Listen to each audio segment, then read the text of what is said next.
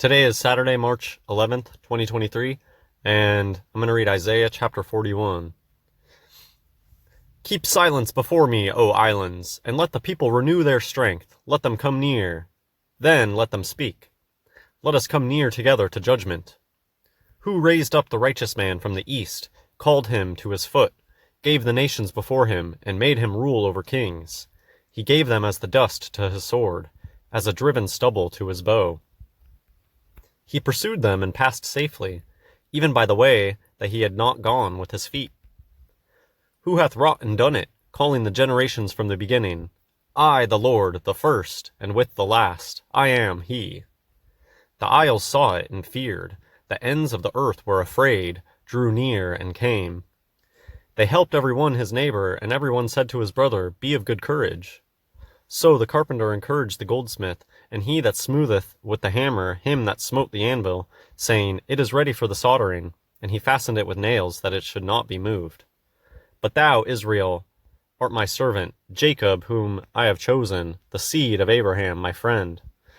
So I guess I'll just stop here and talk about something personal, something that I struggle with, and probably a lot of you too, just loneliness and feeling a lack of friendships and a severe lack of community. Humans are meant to be tribal and to live in communities, and a huge aspect of loving your neighbor is that we're supposed to actually have neighbors, and it just feels like we're lacking one of the biggest ways that we can share love with one another and feel loved is through having meaningful relationships, which are just almost non-existent these days. Every person is an island today, it seems. And yeah, I've been struggling with that, but I think that the lesson is that God is our friend and God is always with us. We can always turn to God. Yeah, today we're more connected through the internet than ever, but I think everybody would agree that it feels lonely. And yeah, that God's people are scattered. It's a big topic, loneliness, and the state of the world today and the lack of community, because that's like the one thing that they had back in the day, right when the church was starting. The followers of Christ were one big community, and it just really doesn't seem like that these days. I have a hard time having meaningful relationships with people and finding friendships, and maybe some of it has to do with how quickly time is going on.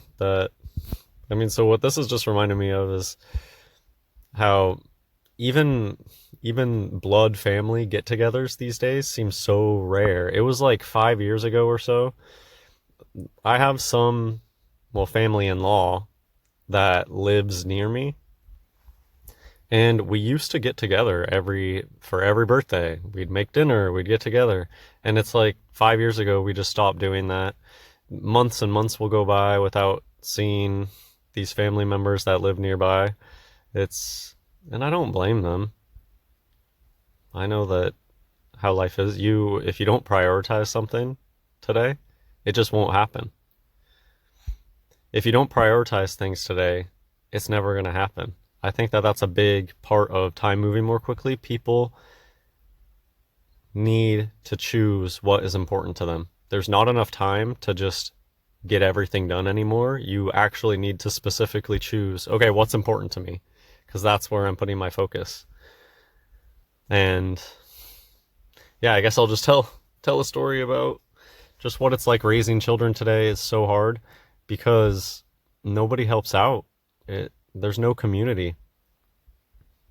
And yeah, I feel bad singling out this person, but just somebody in the family, sister-in-law, has very good intentions and is like, when people ask this sister-in-law, oh, are you going to have children? Because she has a boyfriend.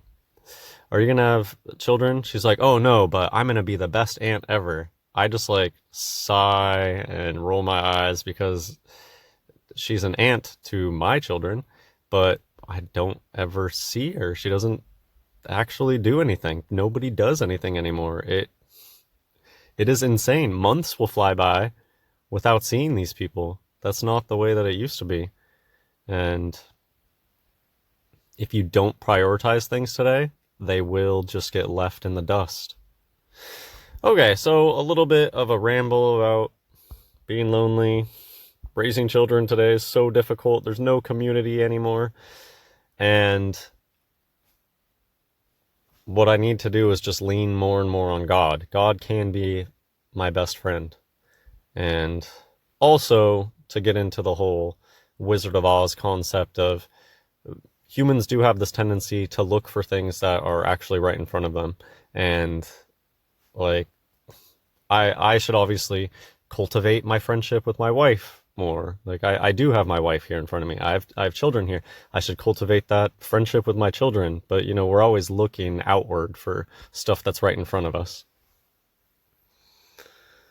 Okay, so I'm going to read verse 8 again and then continue on. But thou, Israel, art my servant, Jacob, whom I have chosen, the seed of Abraham, my friend. This was an answered prayer, basically, this chapter. Last night, I was feeling very lonely, and I came to the conclusion, God just needs to be my best friend. And then today I'm reading this chapter. It clearly, and God works in amazing ways. Stuff like that always happens. Oh, I was just thinking about this, and then it just so happens the next chapter is talking exactly about this. Thou, whom I have taken from the ends of the earth, and called thee from the chief men thereof, and said unto thee, Thou art my servant, I have chosen thee, and not cast thee away. Fear thou not, for I am with thee. Be not dismayed, for I am thy God. I will strengthen thee, yea, I will help thee. Yea, I will uphold thee with the right hand of my righteousness. And all sorts of hymns have been based off of this chapter of Isaiah. It's a very beautiful chapter talking about the relationship between God and us, I believe. Behold, all they that were incensed against thee shall be ashamed and confounded. They shall be as nothing, and they that strive with thee shall perish.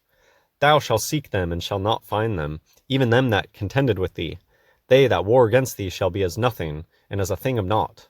For I, the Lord thy God, will hold thy right hand, saying unto thee, Fear not, I will help thee. Fear not, thou worm, Jacob, and ye men of Israel, I will help thee, saith the Lord, and thy Redeemer, the Holy One of Israel. This verse is so interesting, thou worm, Jacob.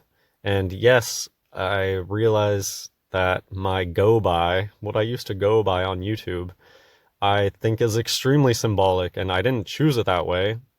Back in the day, I just always used to watch It's Always Sunny in Philadelphia. That was just a show that I watched all the time, and so I thought it was a funny name to pick for myself. And I find a lot of symbolism in it these days, and just the worm is so interesting. Because here, it doesn't... There's a lot of translations these days that don't use worm at all. So it's very curious. And I guess it's worth pointing out, I don't know about this stuff. I don't look into it. I'll be the first to admit that I don't spend a lot of time looking at different versions of the Bible, or looking into the historical, look at the old Greek, look at the old... It just doesn't personally interest me. I'm not saying that it's not something to look into. I love the King James Version of the Bible, and to me it feels special and inspired. So when I read something like this, there is no reference to the worm in the Septuagint. I don't even know what that is, but I don't know what this is, or the authenticity of it, or anything like that. But I just don't personally care. I love the King James Version of the Bible, and I think that the wording in it is good and to be studied.